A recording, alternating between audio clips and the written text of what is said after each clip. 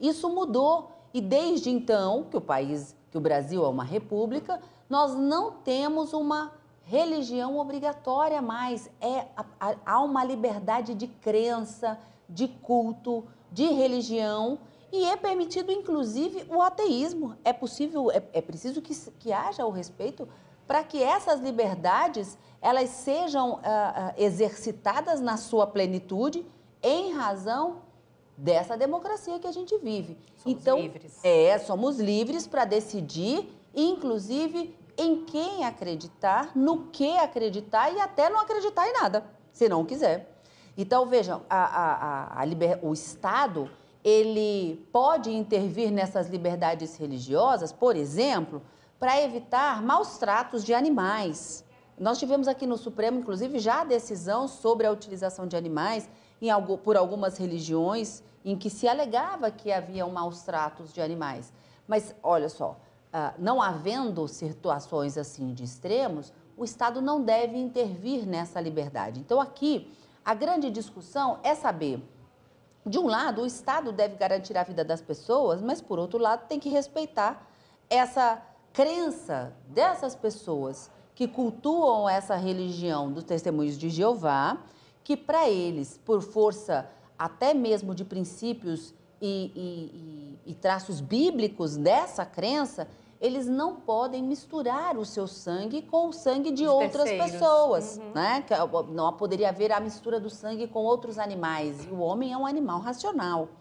Então, dentro dessa perspectiva, vem toda essa discussão, mais uma vez, agora aqui para o Supremo Tribunal Federal. No primeiro caso, para saber se a União deve custear esse tratamento. Porque a União alega que se ela tiver de pagar o tratamento em outro estado, que é o que está nesse processo, nesse caso concreto, ela estaria tratando pacientes de formas diferentes. E aí viola o princípio da igualdade. Então, a gente tenta ajustar de um lado... Tem que estar, todos esses direitos têm que estar em concordância, né? Exatamente. Por quê? Porque são direitos fundamentais concorrentes. Ao mesmo tempo, eles são usufruídos e você não pode atender de um lado e desfalcar de outro. Então, por isso que são situações extremamente complexas e a Corte, o Supremo Tribunal Federal, sendo uma corte constitucional, é a Corte de Proteção das Minorias e é a Corte de Proteção desses direitos fundamentais. Por isso, essa discussão chega até o Supremo. Agora, imagine você, Flávia, são 2 recursos extraordinários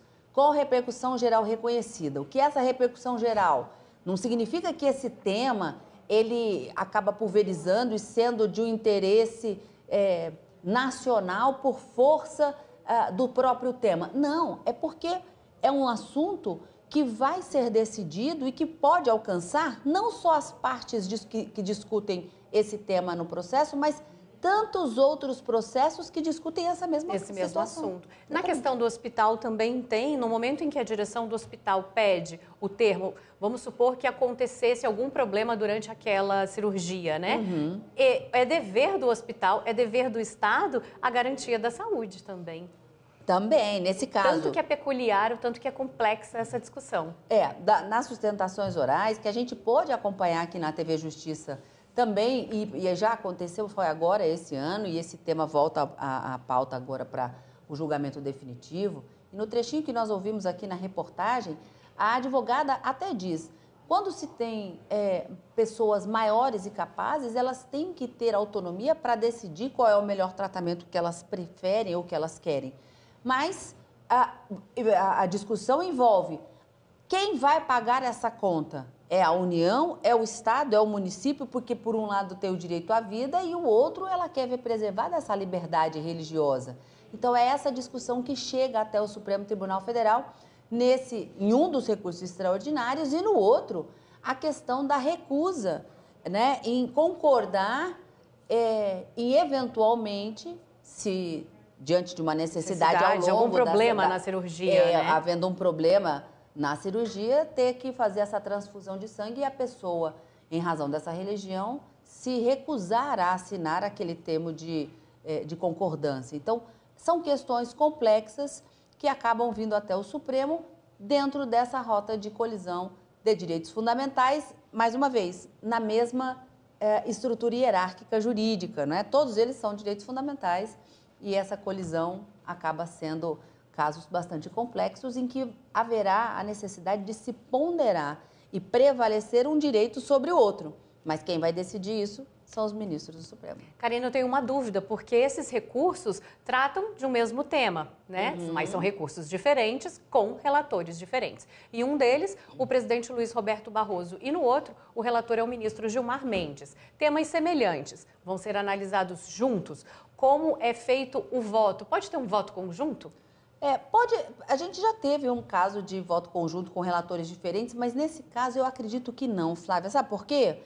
Embora o pano de fundo seja essa discussão envolvendo o direito à vida e a liberdade religiosa, os casos em concreto são diferentes. Tem que ter um voto diferente. Há peculiaridades em cada um. Então,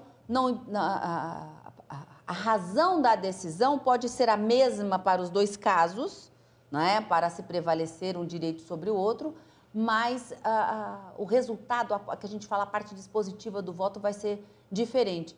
Mas vamos aguardar para ver como é que será esse julgamento.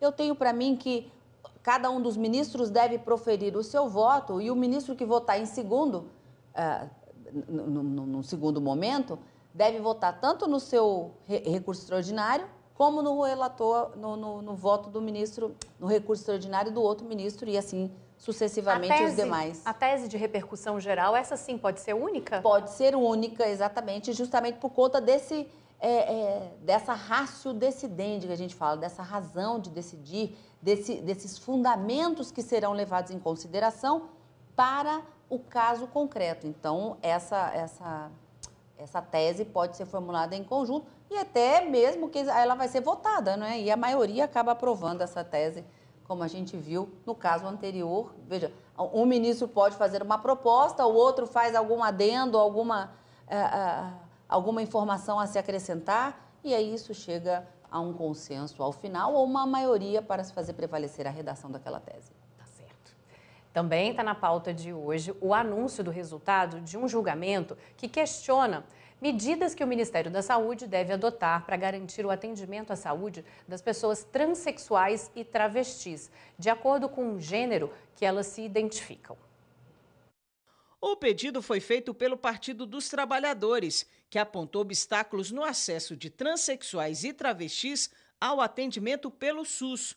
O PT alegou que pessoas trans que alteram o nome de registro civil não tinham acesso a serviços de saúde referentes ao seu sexo biológico. O julgamento começou no plenário virtual e depois foi para o físico.